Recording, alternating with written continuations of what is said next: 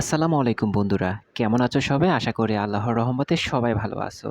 তোমাদের জন্য গুরুত্বপূর্ণ কিছু প্রশ্নের উত্তর নিয়ে আসলাম। ইনশাআল্লাহ ভিডিওটি সম্পূর্ণ দেখলে তোমরা অনেক উপকৃত হবে। তোমরা ইতিমধ্যে জানো যে তোমাদের ফলাফল কিন্তু ১৬ তারিখ প্রকাশ করা হবে।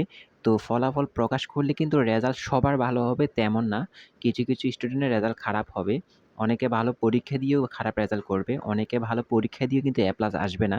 তো তোমাদের জন্যই কিন্তু ভিডিওটা। ইনশাআল্লাহ ভিডিওটি সম্পূর্ণ দেখবে। আর তুমি যদি আমাদের চ্যানেলে নতুন হয়ে থাকো তাহলে অবশ্যই অনুরোধ থাকবে আমাদের চ্যানেলটিকে সাবস্ক্রাইব করে আমাদের সঙ্গেই থাকবে।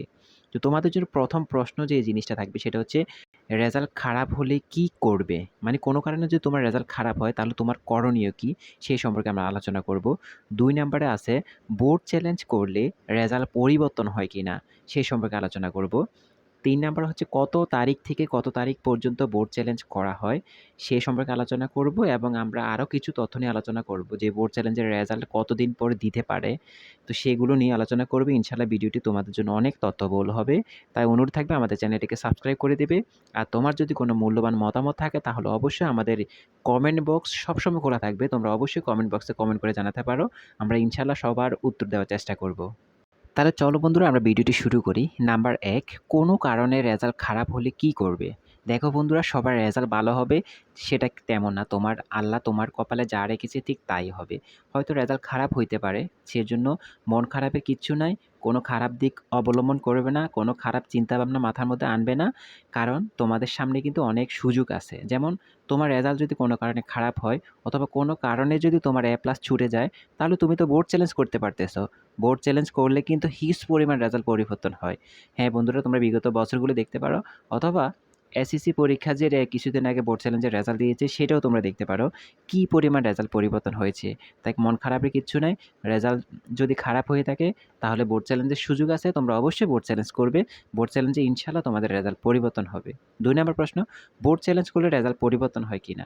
হ্যাঁ বন্ধুরা, আমি এখনই বলে দিয়েছি যে বোর্ড চ্যালেঞ্জে হিউজ পরিমাণ রেজাল্ট পরিবর্তন হয়।